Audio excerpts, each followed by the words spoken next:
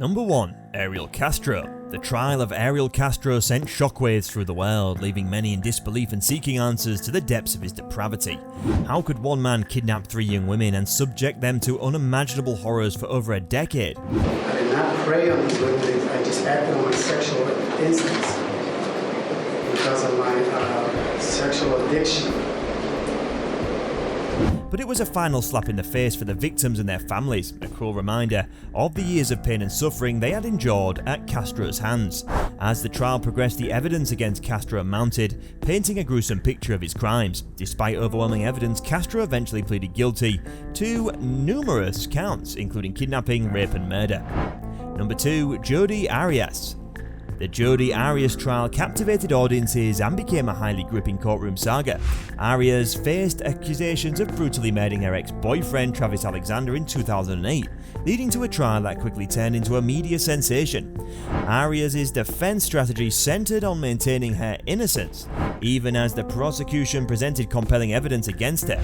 He is more like a bull rather than a linebacker because he's got his head down and he's charging like a bull with his head down. That's what you're saying, right? As emotions ran high throughout the trial, the victims and the accused families experienced profound grief and anger. Ultimately, Arias received a life sentence for her crimes. How did the judge justify the severity of the punishment, citing the cruelty and planning involved in the offense? As the Jodi Arias trial came to a close, the impact of the proceedings on everyone involved was undeniable. Number 3. Christopher McNabb. McNabb stood accused of the murder of his 15-day-old baby girl.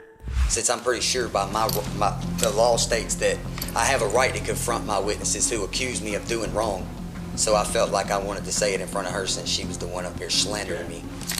The courtroom was filled with spectators deeply moved by the heart-wrenching evidence and emotional testimonies that unfolded during the trial. The defense team took a different approach, arguing that McNabb, I just don't understand how you find somebody guilty of doing something to a 15-day-old baby because there was no evidence whatsoever.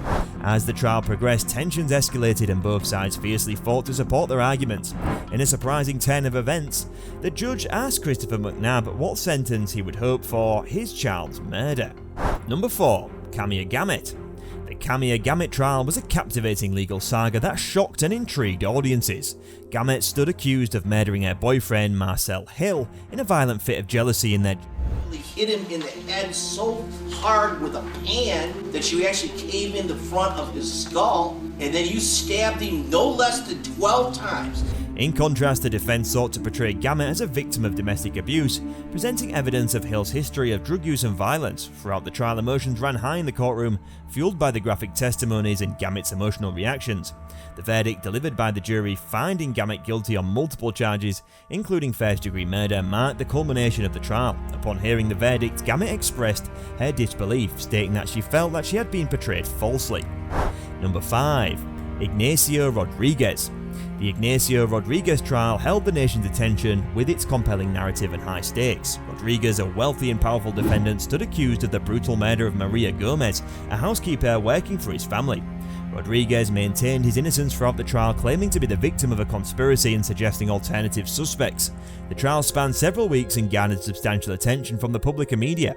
The atmosphere in the courtroom reflected the high stakes and gravity of the case.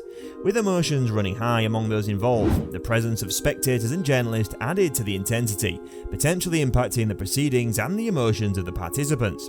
The prosecution built a compelling case supported by expert witnesses and forensic evidence. However, the defense team vigorously challenged the prosecution's narrative, leading to a clash between the two formidable legal teams. This clash contributed to the suspense and drama of the trial, as each side fought to establish their versions of events and discredit the opposing argument. Ultimately, the jury held the responsibility of determining the guilt or innocence of Rodriguez.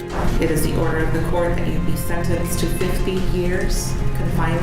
Of the power of the legal system to ensure justice for victims of violent crimes, regardless of the defendant's wealth or status.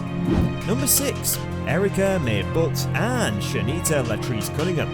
The case of Erica Mae Butts and Shanita Latrice Cunningham in South Carolina sent shockwaves through the nation as gruesome details of their crimes against 3-year-old Serenity Richardson came to life.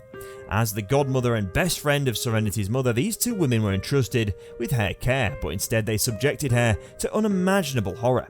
Erica, who had known Serenity's mother since childhood and even witnessed Serenity's birth, had been given temporary custody over the innocent child. However, the following weeks were marked by an unfathomable wave of brutality. Reports revealed that Erica and Shanita repeatedly beat Serenity with plastic coat hangers and belts, inflicting severe injuries all over her body, excluding her feet. Tragically, Serenity did not survive due to this relentless abuse, leading to their untimely death, portraying her as the controlling and aggressive partner in the heinous abuse that led to Serenity's death.